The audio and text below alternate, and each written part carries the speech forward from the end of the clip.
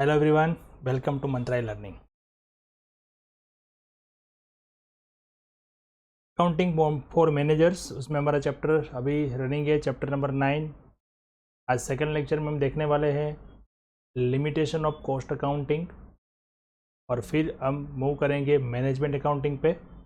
Management accounting में आज हम देखने वाले हैं मीनिंग और उसके फीचर्स। चलिए, तो लास्ट एक फर्स्ट लेक्चर का जो हमारा था उसमें हमने देखा था कॉस्ट अकाउंटिंग के बारे में। कॉस्ट अकाउंटिंग क्या होता है, कॉस्ट अकाउंटिंग के फीचर्स क्या है, और कॉस्ट अकाउंटिंग के एडवांटेजेस क्या है। अब एडवांटेजेस के साथ साथ यहाँ पे कुछ लिमिटेशन भी कॉस्ट अकाउंटिंग की है। हमने देखा था कि जैसे कि हिस्टोरिकल टाइम में हम देखें, यानी कि ट्रेडिशन अकाउंटिंग जो था, तो उसमें मतलब क्या था, ओनली फॉर रिकॉर्डिंग ट्रांजेक्शन और एक फाइनेंशियल स्टेटमेंट बनाना। बट अभी जो मॉडर्न टाइम के अंदर जो भी काम चल रहा है, जो भी बिजनेसेस के अंदर जितने भी रिसर्च डेवलपमेंट के डिपार्टमेंट अभी नए नए खुलने लगे हैं, और बिजनेस को एक्सपांसन करने के लिए कुछ डिसीजन भी लेने पड़ते हैं, कुछ ना कुछ ऐसा होता है। तो यहाँ पे जो हमारा ट्रेडिशन अकाउंटिंग था उसकी लिमिटेशन आ जाती थी, तो उसी के लिए एक कॉस्ट अकाउंटिंग का एक नया सिस्टम डेवलप हुआ। अभी कॉस्ट अकाउंटिंग और मैनेजमेंट अकाउंटिंग दोनों चीज़ें जो है वो आज के मॉडर्न ज़माने में एज एन अकाउंटेंट आपको आनी बहुत ही ज़रूरी है, समझनी बहुत ही ज़रूरी। अगर ये समझ में नहीं आया तो आप अगर कोई बिजनेस करने वाले हो, या फिर आप कोई अच्छी कंपनी में जॉब करने वाले हो, या फिर आप खुद का कोई कंसल्टिंग या तो फिर अकाउंटिंग का काम करने वाले हो, बहुत बड़ी दिक्कतें आने वाली। मुझे बहुत सारे स्टूडेंट के कई सारे स्टूडेंट के मैंने 2 लेक्चर जो अभी तक रखे उसमें मुझे मैसेजेस मिले कि सर प्रैक्टिकल कराओ, प्रैक्टिकल चैप्टर्स करवाओ, थियरिकल चैप्टर अब अभी चल रहे। तो मैं आपको एक चीज़ बता दूं कि आपका ये पोस्ट ग्रेजुएशन है, इसमें जितनी भी चैप्टर जो थियरी के हैं वो भी आपको कहीं ना कहीं आगे जाके काम आने वाले हैं, और जितना आपको इसका नॉलेज जितना थियोरिकल होगा उतना ही आप प्रैक्टिकल काम अच्छा करो।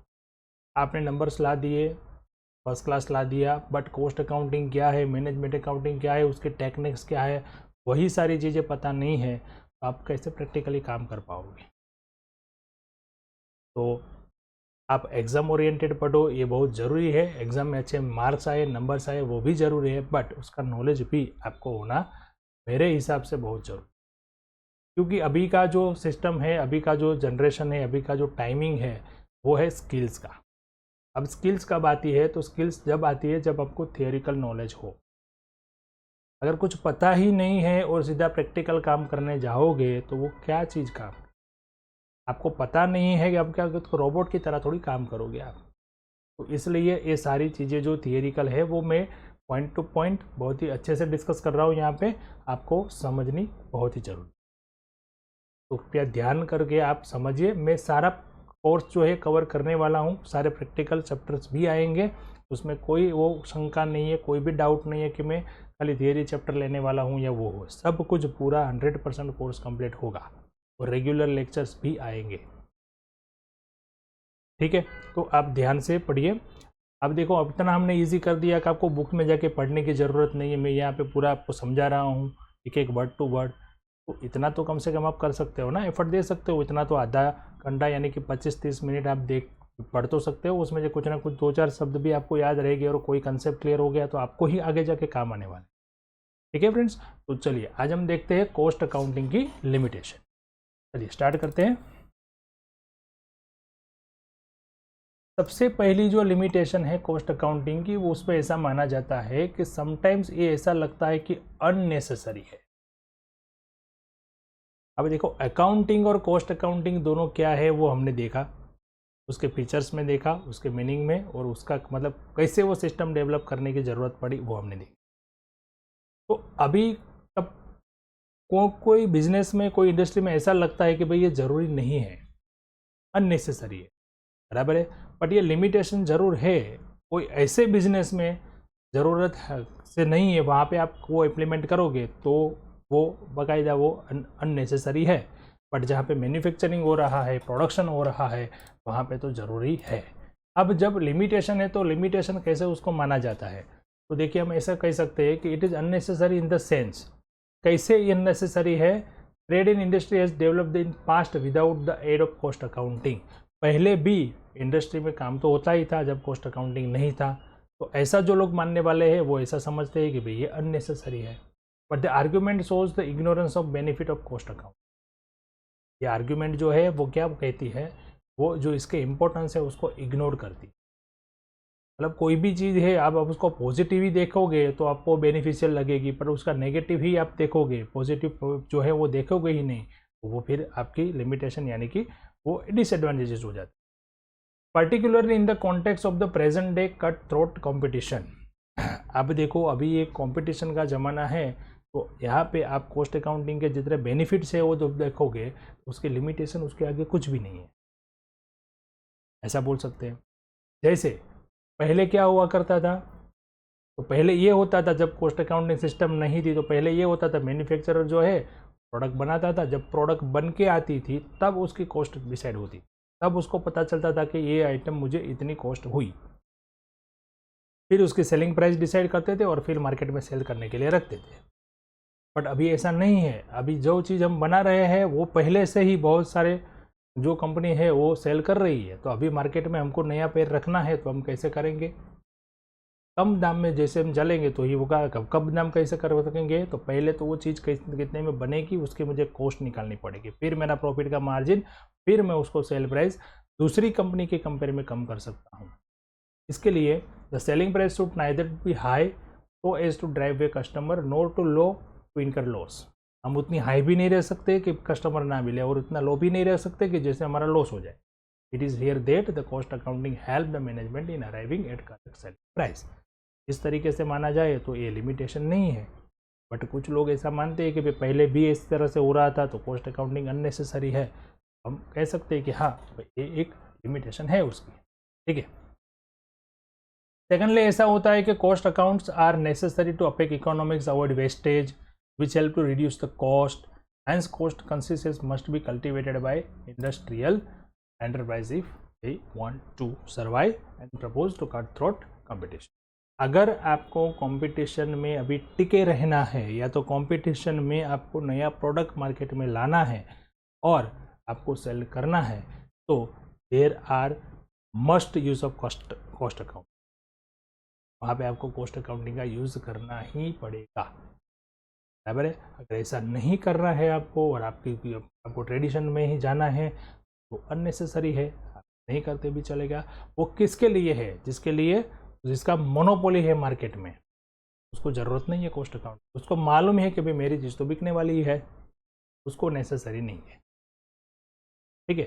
चलिए दूसरी एक लिमिटेशन है, उसको बोलते हैं एक्सपेंसिव। तो ये भी एक आर्ग्यूमेंट ही है कि भाई एक्सपेंसिव है, उसका खर्चा बढ़ जाता है कॉस्ट अकाउंटिंग हम सिस्टम लाने जाए तो, पर कैसे, ये भी एक आर्ग्यूमेंट। हम देखो लॉजिक वाइज देखें तो इसमें ऐसा लगता है कि भाई उसमें अलग से स्टाफ रखना पड़ेगा, कोई प्रोफेशनल पर्सन को हायर करना पड़ेगा, बराबर है। कोई चार्टर्ड अकाउंटेंट है या कॉस्ट अकाउंटेंट है, सीए में जब उसको बोलते हैं उसको हायर करना पड़ेगा, सब एनालिसिस करना पड़ेगा, वो करना पड़ेगा, सब डॉक्यूमेंट्स रखने पड़ेंगे, रिकॉर्ड्स रखने पड़ेंगे, तो ये इस तरह से एक्सपेंसिव है।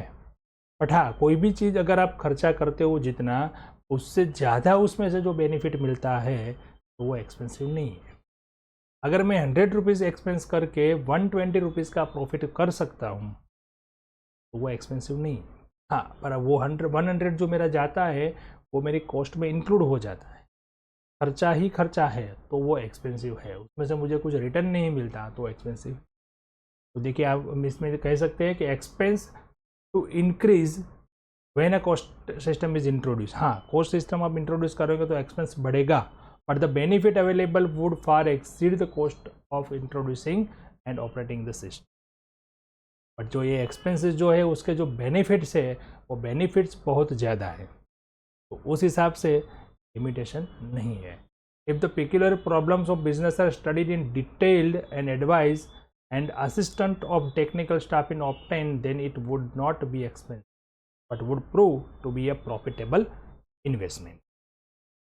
देखो कोई मैं आपको एक एग्जांपल देकर समझाऊँ। कोई मैन्युफैक्चरर है, वो अपनी प्रोडक्ट बनाता है, अपने प्रोडक्ट मार्केट में वही प्राइस में बेचता है, उसके पास फिक्स्ड कस्टमर है तो सेल हो रहा है। बट क्या पता कोई कॉम्पिटिटर आ गया तो, अब मार्केट में ऐसा कोई कॉम्पिटिटर आ गया जो वही चीज़, वही क्वालिटी, वही सेम, सब कुछ सेम, इससे कम दाम में बेच रहा है, तो क्या फिर इसका बिजनेस चलेगा? धीरे धीरे धीरे वो नया कॉम्पिटिटर जो है वो मार्केट कवर करता जाएगा और ये बिजनेस शुरू हो जाएगा। ऐसे कई सारे एग्जाम्पल हमने देखे हैं। कई सारी कंपनी के नाम निशान आज नहीं है जिन्होंने जो इनोवेशन है, जो डेवलपमेंट है, उसको एडॉप्ट नहीं किया।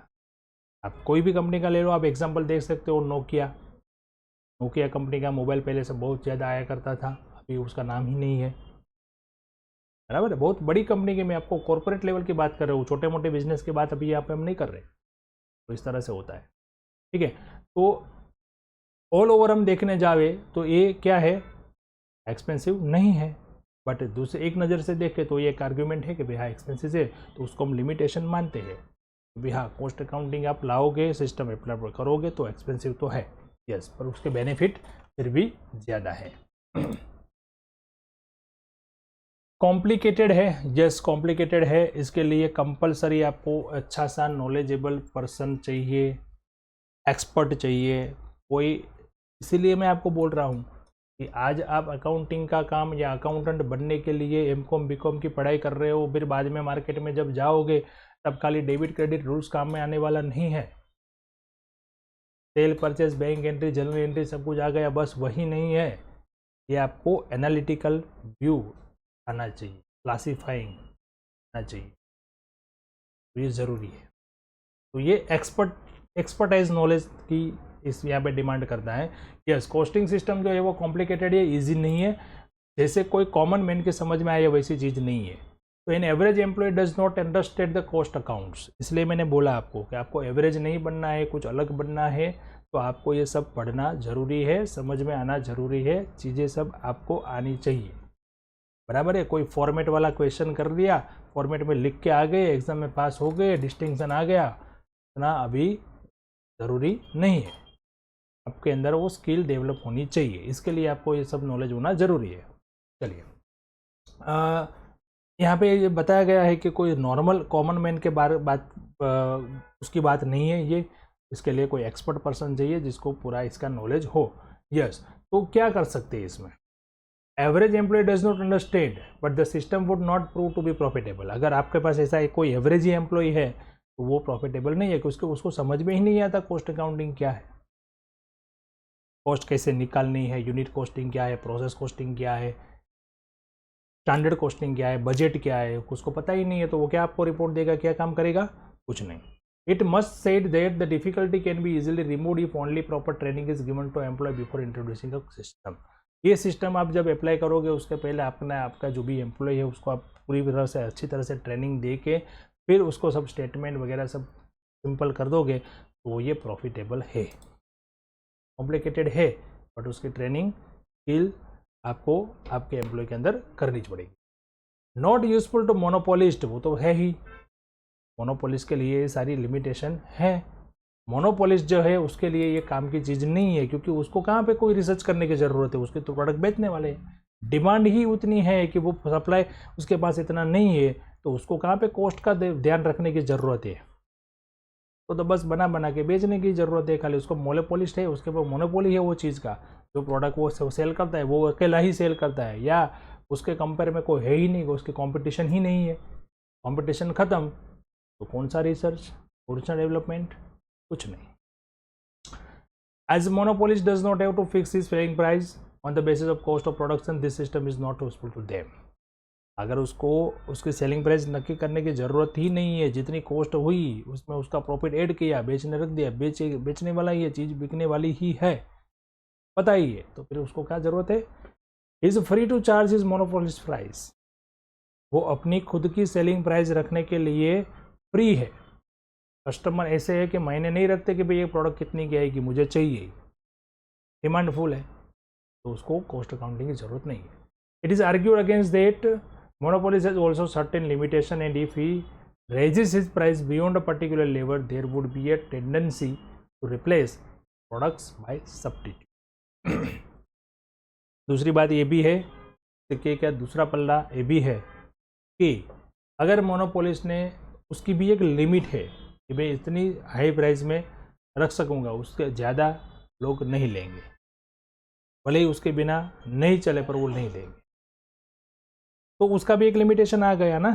तो अगर कोई चीज़ ऐसी है, मान लो गोल्ड, अब हम बात करें गोल्ड, सोना, सोने की प्राइस बढ़ती ही जा रही है, बढ़ती ही जा रही है, बराबर है। अब एक लेवल आ जाएगा 50,000 रुपया मान लो हो गया, 50,000, 70,000, 1,00,000 रुपया हो गया, तो लोग क्या करेंगे फिर? अगर वो नहीं बेयर कर सकते तो उसका सब्स्टिट्यूट ढूंढेंगे, सिल्वर पे जाएंगे, सब्स्टिट्यूट ढूंढेंगे, पर वो इतना खर्चा नहीं करेंगे। तो मोनोपोलिस्ट के लिए भी ये एक सोचने वाली बात है। हाँ, कॉस्ट अकाउंटिंग सिस्टम उसके लिए काम की नहीं है, क्योंकि वो प्राइस के लिए फ्री है तो काम की नहीं है, बट एक उसका भी लेवल है कि उससे ज़्यादा उस प्राइस जाएगी तो लोग वो चीज़ खरीदेंगे नहीं, तब उसको ये बात सोचनी पड़ेगी। ठीक है, तो ये सारी चीज़ें जो थी ये है हमारी लिमिटेशन कॉस्ट अकाउंटिंग की। एक और है, हम देख लेते हैं, नॉट एग्जैक्ट कॉस्ट। यस, ये लिमिटेशन हम 100% बोल सकते हैं। कॉस्ट अकाउंटिंग सिस्टम जो है ना, वो एक आपको ओवरऑल आइडिया देता है, एक बजट देता है, वो एस्टिमेटेड, उसको बोलते ही है बजट, वो फिक्स्ड नहीं है। बट देखो, कई एक्सपीरियंस ऐसे होते हैं, मैं आपको लाइव एग्जांपल बताऊं, कई एक्सपीरियंसेस ऐसे होते हैं कि भाई हमको सुनने से उसमें पता चलता है कि भाई ये करना चाहिए या नहीं करना चाहिए, वो एक्सपीरियंस हम लाइव नहीं कर सकते, उसको हम खुद अनुभव नहीं कर सकते। किसी ने बोला कि भाई वहाँ जाना खतरे से खाली नहीं है, तो फिर हम वहाँ पे जाके देखेंगे नहीं, बट जिसने वो एक्सपीरियंस किया है उसको हम पूछेंगे कि भाई क्या हुआ था, वो सारी चीज़ें बताएंगे, हम उसको बिठा लेंगे कि हाँ भाई हमें वो एक्सपीरियंस नहीं कर। सेम चीज़ वैसी ही है कि यहाँ पे बजट जब आप बनाओगे तो बजट में क्या क्या आप करोगे, पहले पेपर वर्क करोगे कि भाई मुझे प्रोडक्ट बनाने के तो इसने इतनी इतनी इतनी कॉस्ट लगेगी। अब उस जब प्रैक्टिकली आप बनाओगे एक्चुअली तो उसमें माइनस प्लस होता है, एग्जैक्टली जो आपने बजट किया वही आए वैसा फिक्स नहीं है, बट एक ओवरऑल आपको आइडिया तो आया सबसे ज़्यादा। अगर मान लो कि मैंने कॉस्ट शीट बना के ऐसे मुझे पता चला कि भाई मैं जो प्रोडक्ट बना रहा हूँ उस प्रोडक्ट की मुझे कॉस्ट मिलेगी 180, बराबर है। तो अब अगर वो मुझे सब कुछ मेरे फेवर में चला, मुझे जितनी प्राइस में मटेरियल चाहिए था उसमें मिल गया, लेबर मिल गया, बराबर सब कुछ फेवर में चला, तो हो सकता है 160 भी आ जाए, 170 भी आ जाए, और कुछ कहाँ पे कुछ ना कुछ गड़बड़ हो गई, यानी कि मटेरियल के प्राइस बढ़ गई है, कुछ अनफेवरेबल हो गया, तो 180 से जाके 200 पर हो सकता है। बट मुझे एक एवरेज वैल्यू तो मिल गई कि भाई 180 तक तो मैं जाऊँगा, 180 से कम होने वाली नहीं है। हाँ, अगर फेवरेबल है तो थोड़ा बहुत कम या थोड़ा बहुत ज़्यादा, उसके आगे पीछे होने वाला, मतलब एग्जैक्ट कॉस्ट नहीं देता है, ये लिमिटेशन कॉस्ट अकाउंट की है। ठीक है, जैसे कि cost arrived by cost system is not exact and it includes a number of estimate, जैसे कि overallocation of overhead to cost units, ठीक है, इज ऑलवेज आर्बिट्ररी, मतलब ये ठीक से नहीं होता है, कभी कभी कुछ ना कुछ चेंजेस होते रहते हैं। चलो, तो एक कॉस्ट अकाउंटिंग के बारे में हमने देख लिया, कॉस्ट अकाउंटिंग के फीचर्स देखे, कॉस्ट अकाउंटिंग के एडवांटेजेस देखे। अब आगे बढ़ते हैं मैनेजमेंट अकाउंटिंग। अब मैनेजमेंट अकाउंटिंग क्या चीज़ नहीं है, तो मैनेजमेंट अकाउंटिंग के लिए हम ये बोल सकते हैं, देखो ये है सारी जो है ना वो अकाउंटिंग की ब्रांचेस ये बोलते हो, कुछ नया नहीं है, सारी चीज़ें है अकाउंटिंग ही, पर अकाउंटिंग में फाइनेंशियल अकाउंट जो होता है ना वो क्या होता है, एक्चुअल अकाउंट, ट्रांजेक्शन हो गया फिर उसका रिकॉर्ड हुआ फिर उसका स्टेटमेंट बना, उसको बोलते हैं फाइनेंशियल अकाउंट। बट कुछ ट्रांजेक्शन हुआ नहीं है, हमको ट्रांजेक्शन करना है, पर उसके पहले जो सब हम रिसर्च करते हैं जो भी करते हैं उसको बोलते हैं कॉस्ट अकाउंट। अब मैनेजमेंट अकाउंटिंग क्या नई चिड़िया है, तो आप देखते हो, देखो मैनेजमेंट अकाउंटिंग क्या है, accountancy oriented to assist management by presenting accounting information in suitable manner. Management जो होता है वो अभी आंकड़ों पे काम करता है, उनको फिगर्स चाहिए, कुछ भी डिसीजन लेने हैं तो वो स्टेटमेंट लेके बैठेंगे, अकाउंटिंग स्टेटमेंट लेके बैठेंगे, प्रॉफिट एंड लॉस देखेंगे, बैलेंस शीट देखेंगे। अब तक ये दो ही था, अब कैश फ्लो भी देखा जा रहा है, भाई कैश फ्लो कहाँ से कैश आती है, कहाँ पे कैश जाती है, 3 महीने का हम प्रेडिक्शन भी लेके चलते हैं, ये सारा रिसर्च का काम है, बराबर है। तो मैनेजमेंट अकाउंटिंग इस तरह की कुछ सिस्टम है कि जो मैनेजमेंट होता है उसको मैनेजमेंट को एक सूटेबल मैनर में उसको जैसे चाहिए उस तरह से डेटा प्रेजेंट करता है, बराबर है। अकाउंटिंग डेटा और अकाउंटिंग इन्फॉर्मेशन वो प्रेजेंट करता है। ये भैया नॉर्मल डेफिनेशन थी, मैंने टर्म आपको समझाया, मतलब मीनिंग समझाया। अब कोई डेफिनेशन जिन्होंने दी है हम उसकी डेफिनेशन पढ़ते हैं। Management accountancy is the presentation of accounting information in such a way as to assist the management in certain policy and the day to day operation of the undertaking of an undertaking. मतलब एक ऐसा system है management accountancy जो management को day by day to day कैसे कैसे step लेने हैं उसके बारे में अकाउंटिंग की पूरी इन्फॉर्मेशन वो इस तरीके से देती है। जैसे कि कोई मैनेजमेंट जो है उसको कोई प्रॉपर डिसीजन लेना है, लॉन्ग टर्म का डिसीजन लेना है, शॉर्ट टर्म का डिसीजन लेना है, कुछ भी कर रहा है तो वो इस इन्फॉर्मेशन के रिगार्डिंग प्रेडिक्शन लेके वो कर सकते। ये डेफिनेशन हमको दी है अमेरिकन काउंसिल ऑफ प्रोडक्टिविटी में।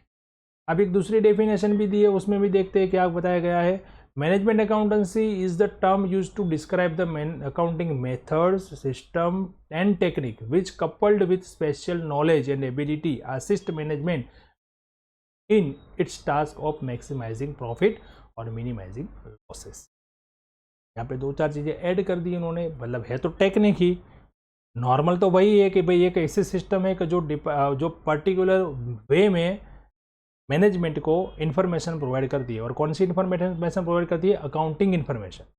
यहाँ पे क्या बताया गया है तो कि ये अकाउंटिंग मेथड है, सिस्टम है, टेक्निक है और सारी ये जो है उसका कपल्ड एक ऐसा नॉलेज है, स्पेशल नॉलेज और एबिलिटी है जो मैनेजमेंट को उसके टास्क को, मतलब मैनेजमेंट का टास्क क्या होता है? प्रॉफिट ज़्यादा करना और लॉस कम करना, तो उसके अंदर वो हेल्प करता है।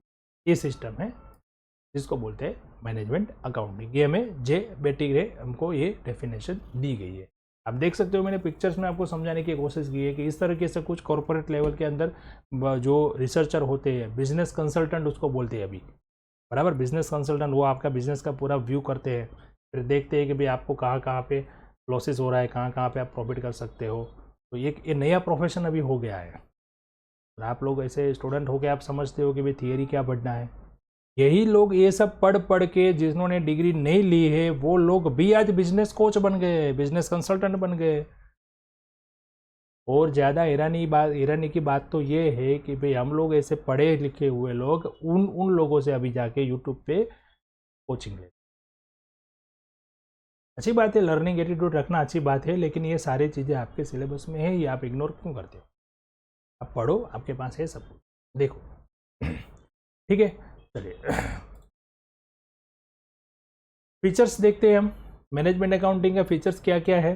तो it is an accounting system which is helpful the management in taking important business decision. अब बिजनेस डिसीजन क्या होते हैं? तो देखो, मेरे को जैसा बिजनेस चलता है वैसे ही चलाना है तो कुछ नहीं करना है भाई। तो नहीं चाहिए कॉस्ट अकाउंटिंग, नहीं चाहिए मैनेजमेंट अकाउंटिंग, कुछ नहीं चाहिए। आप ओनली ट्रेडिशन में जो करते थे वही करो, चलो। बट जब आपको एक्सपांसन मोड पे जाना है, मैं यहाँ पे लोकल बिजनेस करता हूँ, मुझे आउट ऑफ स्टेट में जाना है, आउट ऑफ स्टेट से आउट ऑफ कंट्री जाना है, एक्सपांसन जब करना है, ग्रोथ जब करना है, तब ये सारी चीज़ें ज़रूरत पड़ती है, तब बिजनेस में डिसीजन लेने की ज़रूरत पड़ती है। और हर एक बिजनेसमैन का ये सपना होता ही है कि भाई बड़ा बिजनेस करो। शुरुआत चाहे छोटे से होती है, लेकिन बड़ा बिजनेस करने की हर एक की सोच, हर एक का ड्रीम होता है। वहाँ पे सारी ये मैनेजमेंट अकाउंटिंग की जो भी टेक्निक्स है, जो भी मेथड्स है, जो भी सारी चीज़ें इसमें बताई गई है, हम आगे पढ़ेंगे इसमें अभी भी, वो सब चीज़ें काम में आएगी। मतलब कुछ भी डिसीजन लेना है तो ये सिस्टम हमको काम में आती है। ठीक है, it is a based on accounting. Yes, ये अकाउंटिंग पर बेस है, अकाउंटिंग इन्फॉर्मेशन पर बेस है। और ये start working only after accounting work is over. मैंने बताया आपको अकाउंटिंग मतलब ट्रेडिशन अकाउंटिंग आप समझोगे। आप अकाउंटिंग जब सोचो ना, कोई भी सोचे तो क्या मानता है मालूम है? वही क्या कर रहा है, सेल्स की एंट्री करना है, परचेज की एंट्री करना है, बैंक के स्टेटमेंट डालना है, ये करना है। पर ये अकाउंटिंग हुआ, पर ये अकाउंटिंग डेटा कलेक्ट करने की डिटेल हुई।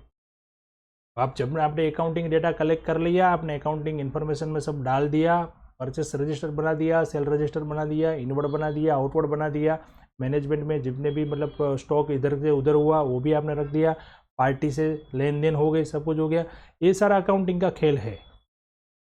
बट जब अकाउंटिंग का काम जहाँ पे ख़त्म होता है वहाँ से शुरू होता है कॉस्ट अकाउंटिंग और मैनेजमेंट काम। ज़्यादातर फाइनेंशियल अकाउंटिंग जब ख़त्म होता है तब मैनेजमेंट अकाउंटिंग, जो डेटा आपने एक बार इकट्ठा कर लिया उसी डेटा के ऊपर से फिर आगे क्या होगा। आज मेरा 20 करोड़ का 50 करोड़ का टर्नओवर हो गया है साल का, अब मुझे इसको 100 करोड़ पे ले जाना है, तो मैं क्या क्या स्टेप लूँ। पास्ट ईयर में मैंने क्या क्या स्टेप लिए थे जिससे मुझे इतना इंक्रीज या इतना डिक्रीज हुआ, अब मैं क्या करूँगा जिससे मेरा प्लस माइनस। ये उसका काम है। जब अकाउंटिंग का काम ख़त्म होता है तब वहाँ पे ये उसकी इन्फॉर्मेशन से लेकर हम मैनेजमेंट अकाउंटिंग के सिस्टम का अप्लाई कर सकते हैं। It is concern with analysis of all accounting information which may be useful to the management. जितनी भी अकाउंटिंग की इन्फॉर्मेशन हमें ज़रूरी है उस पर हम जाके का यूज़ करके हम उसको बिजनेस में मैनेजमेंट के लिए यूज़फुल कर सकते हैं। जैसे कि प्रिपेयर बजट्स और बजटरी कंट्रोल, कंट्रोल कैसे लाना है, बजट कैसे बनाने हैं। देखो एक स्टैंडर्ड सिस्टम होता है, जहाँ पे मैन्युफैक्चरर की मैं बात करूँ तो एक स्टैंडर्ड सिस्टम होता है कि भाई मैं एक आइटम बनाऊंगा तो एक आइटम के अंदर इतना ही रॉ मटेरियल जाएगा, उसका स्टैंडर्ड एक रेशियो फिक्स रहता है। 5 kg यूज होगा, 10 kg यूज होगा, जो भी है वो, बराबर। तो ये कब पता चलेगा, जब आपके पास फाइनेंशियल रिकॉर्ड आएंगे, अकाउंटिंग रिकॉर्ड आएंगे तब कि भाई मैंने इतना रॉ मटेरियल ऐड इनपुट किया था तो मुझे इसमें से इतना आउटपुट मिला, तो एक स्टैंडर्ड बन गया। अब उससे ज़्यादा या कम यूज होता है आपको कब पता चलेगा, जब उसको कंपेयर करोगे। और वो कंपेयर करने का, एनालिसिस करने का काम किसका है, मैनेजमेंट है। भाई गए साल में आपने इतना रॉ मटेरियल परचेस किया था तो इतना प्रोडक्ट बना था, अब इतना हो गया और प्रोडक्शन कम हो गया तो क्या हुआ, रॉ मटेरियल की कहीं पे चोरी हो रही है, रॉ मटेरियल की क्वालिटी कम चेंज हो गई है, वेस्टेज ज़्यादा हो रहा है, क्या हो रहा है, उस पर कंट्रोल कर सकते, बराबर। तो ये चीज़ है। Actual performance is compared with standard and laid down in budget. Budget में जो भी हमने तय किया था उसको जब एक्चुअल बनेंगे तब उसको कंपेयर करके उसके हिसाब से हम काम करेंगे। It is concern with presentation of accounting information at regular intervals in the form of reports before the management. Management के सामने हम रिपोर्ट प्रेजेंट करेंगे, उससे पहले हम उसको अकाउंटिंग इंफॉर्मेशन और रेगुलर इंटरवल, मतलब क्वार्टरली, मंथली, हाफ ईयरली, जैसे भी जो भी बिजनेस में, जो भी इंडस्ट्री में जैसे जैसे सिस्टम है उस सिस्टम से उसका हम रिपोर्ट बना के मैनेजमेंट को प्रेजेंट करेंगे। बहुत ही इंटरेस्टिंग सब्जेक्ट है, बहुत ही इंटरेस्टिंग वो चीज़ है। आप इसका प्रैक्टिकल लाइफ में बहुत सारा यूज़ करके बहुत सारा अच्छा प्रोफेशन में जा सकते हो, बहुत ही अच्छा काम कर सकते हो। तो आप इसको ना इग्नोर मत करो, आप ध्यान से पढ़ो जितना हो सके उतना। मैंने यहाँ पे आपको इजी वे में बहुत ही समझाने की कोशिश की है, आपको ज़रूर अच्छा लगेगा। एग्ज़ाम में आए या ना आए वो बात की है, लेकिन आपके लिए ये ज़रूरी है। ठीक है फ्रेंड्स, तो चलते हैं अभी और नेक्स्ट लेक्चर में मिलेंगे हम मैनेजमेंट अकाउंटिंग के एडवांटेजेस और लिमिटेशन के साथ, और फिर इसके टेक्निक भी क्या है वो भी हम पढ़ेंगे और आगे ये पूरा मैं आपको समझाने वाला। ठीक है, चलिए मिलते हैं नेक्स्ट लेक्चर में। Thank you and have a good day.